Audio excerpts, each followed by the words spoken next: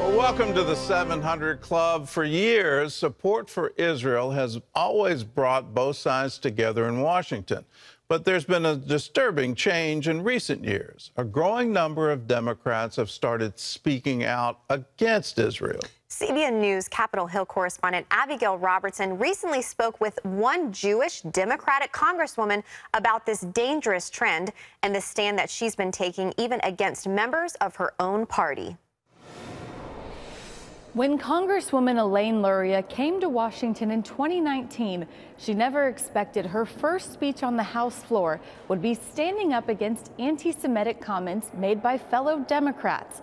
The first of many occasions she's defended Israel during her time in Congress. I believe that I speak clearly for all fellow Jewish veterans that this echoes of language that has been used to marginalize and persecute the Jewish people for centuries. Luria, a 20-year Navy veteran, tells CBN News she finds accusations of dual loyalty misplaced. I find it shocking that other members of the House can perpetuate these tropes and things related to dual loyalty. And adds she's surprised how often she's had to speak out against anti-Semitism. I always viewed that the U.S. support for Israel was incredibly strong. Israel's our strongest ally in the Middle East, and that the U.S. Congress was a place where that support was unanimous, and have come to find that although it is broad and bipartisan, there are some very vocal voices that unfortunately continue to get louder that we have to make absolutely sure don't undermine that broad support that we have for Israel.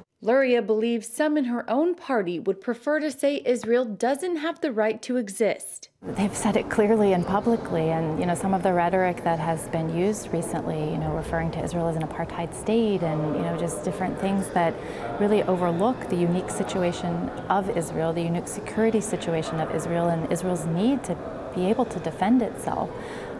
So I think that it is very concerning when elected members in our Congress, voice those types of opinions. Recently, 8 Democrats and 1 Republican voted against providing $1 billion in funding to restock Israel's Iron Dome defense system after Hamas launched more than 4,000 rockets across the border last May. It is concerning that there were a small number of members who felt that they couldn't support providing Israel with the resources to defend itself. A few years ago, Luria sat down with Congresswoman Rashida Tlaib to voice concern about her anti-Israel rhetoric. I was hopeful that moving forward, that she would change her tone, she and others, but unfortunately, that group has actually grown, both in numbers and in visibility. Luria says as a Jewish congresswoman, she'll continue to fight anti-Semitism, and she hopes to help her colleagues understand the importance of U.S. support for Israel. Reporting from Capitol Hill, Abigail Robertson, CBN News. Congresswoman Luria is remarkably accomplished. So just early in her career in Congress, the number of bills that she's gotten passed, her rise to be the vice chair of the Armed Services Committee is really incredible. A 20-year Navy veteran was actually accused of divided loyalty, that somehow her support for Israel brought into question her support for the United States. These are incredible things, incredible developments, that we actually have to defend Israel's right to exist in the U.S. Congress. This is sort of beyond belief. You go back in history, you go back to the 1920s, the British Mandate. What was the rationale behind that for the League of Nations? It was the right of self-determination, that all peoples have a right of self-determination. And in that, they made a declaration that the Jewish people deserved a homeland, not in Uganda, but right there in Israel. And that was followed through by the UN in 1948. Israel has a right to exist. It's the only democracy in the Middle East.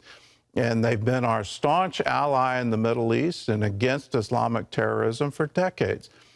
We need to support them. Here's another reason, and this is something that Congress is currently working on. How do we break the supply chain problems we currently have with our pharmaceuticals? How dependent are we on China for even our antibiotics? And if we can develop pharmaceutical industries in Israel, and that's the proposal, how do we make this happen? It would be a great breakthrough. Instead of one of our enemies supplying our pharmaceuticals, we can have one of our staunch allies. I would be remiss to say the anti-Semitism isn't just on the Democrat side. You've got to look at what Marjorie Taylor Greene said about Jewish space lasers causing fires in California. These things are incredible. The developments, the rise of anti-Semitism, even in our government, is truly unbelievable. There's a spiritual force working here. That's what the rabbis say. Every single generation, you have this rise up, and we need to recognize it for what it is, but say it shouldn't belong in Congress. It shouldn't belong in our State Department. It shouldn't belong in our administration. We need to support Israel. If you want to do that, there's a rising boycott, divestment, sanction movement, ideologically driven, completely funded from Hamas, Hezbollah, terrorist groups.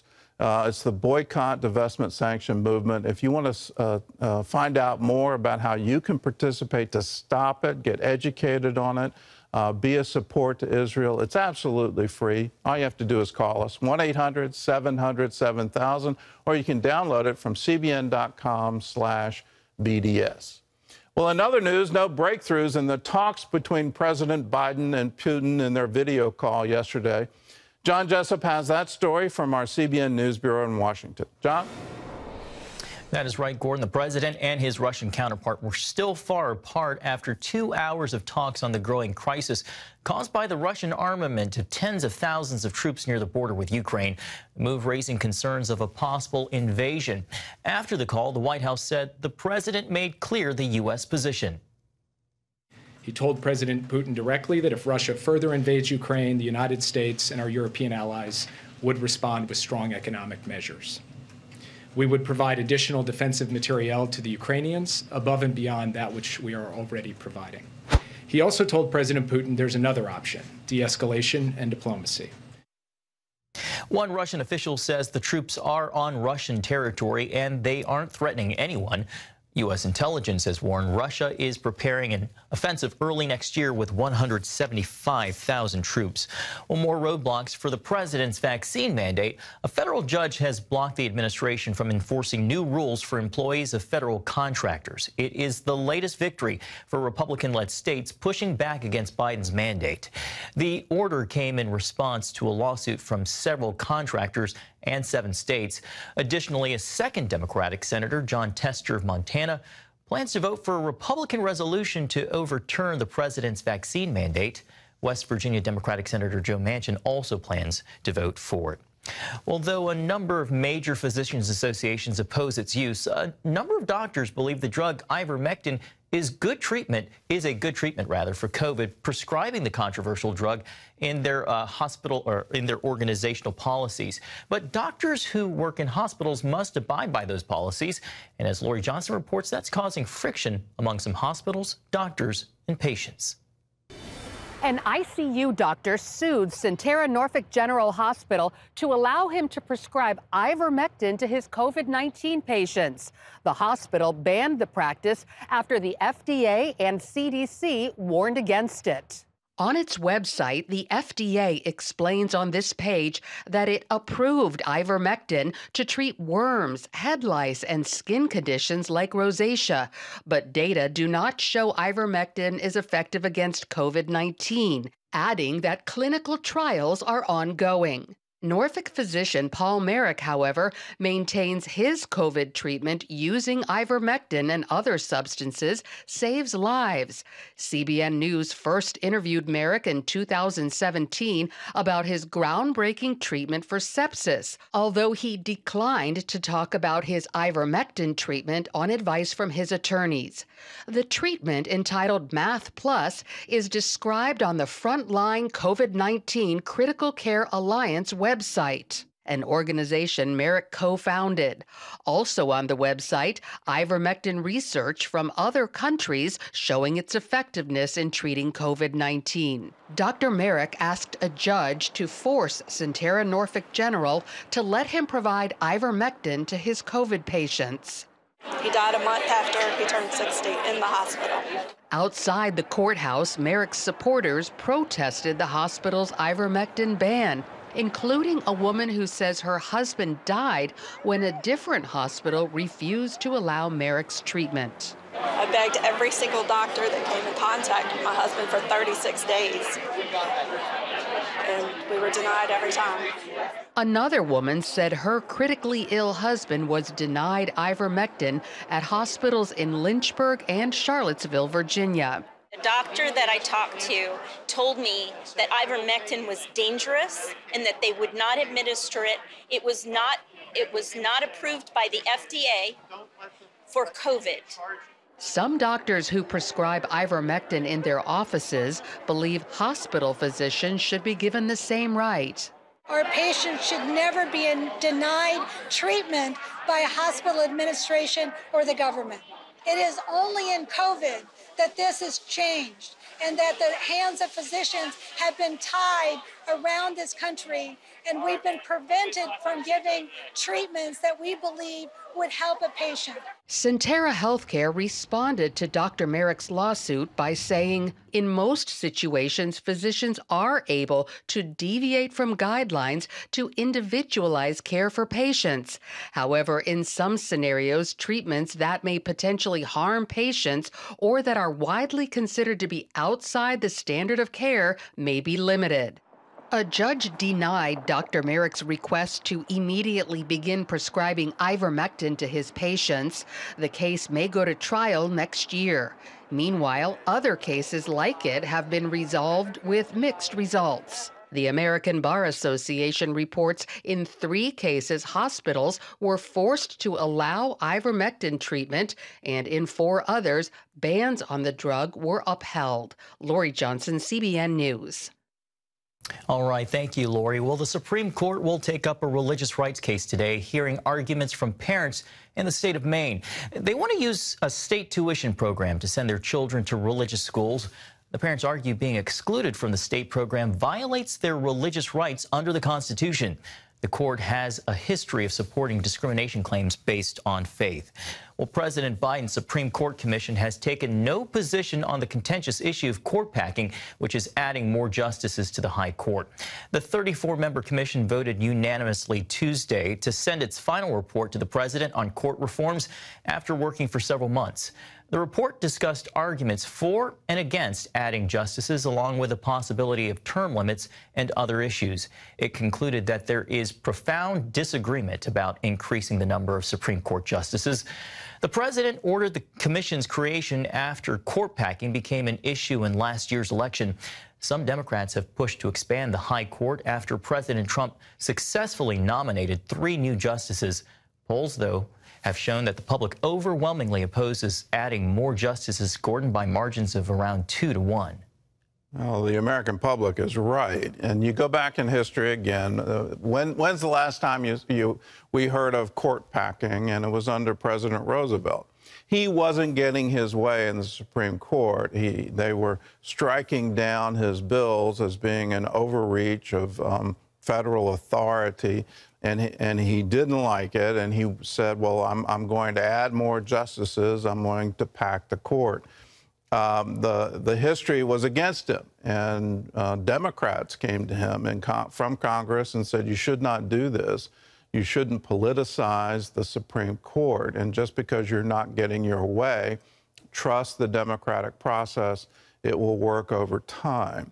The same thing is happening now. There's a case before the Supreme Court that could overturn Roe versus Wade. Roe is the case that absolutely politicized the Supreme Court. And we've all seen that in these congressional hearings that have gotten completely out of control with a litmus test of, do you think Roe versus Wade is a good case? Most Supreme Court constitutional lawyers say it's wrongly decided. And now we have medical science saying the medical science underlying the case is wrong-headed. The Justice Blackmun said we don't know when life begins. Well, now we do. And when you have that and you have that politicization, you have something like a Kavanaugh hearing, which is absolutely devastating to him, to the family, to the entire nation. This shouldn't happen. You shouldn't have this kind of talk. We disagree with the court, therefore we're going to pack the court, or we're going to try to impeach Supreme Court justices, or we're going to do this, or we're going to do that. Trust the democratic process. Do you trust that your vote counts? Do you trust that your elected representatives represent you? Do you trust in the free exchange of ideas? Do you trust that the American people might have a good point that abortion is wrong and partial birth abortion is horrific? Right now, you can't pass a law banning that because of Roe. We need to take a real open look at these things and as a culture decide which way to go, not have 9 unelected justices decide which way to go. They shouldn't be drafting law. They shouldn't be changing the culture. They should be interpreting the written Constitution and not making up things out of thin air. It needs to be based on constitutional doctrine, not something that's invented. So I think I'm preaching a little bit here, Ashley. I think you are, but that's all good. Save me.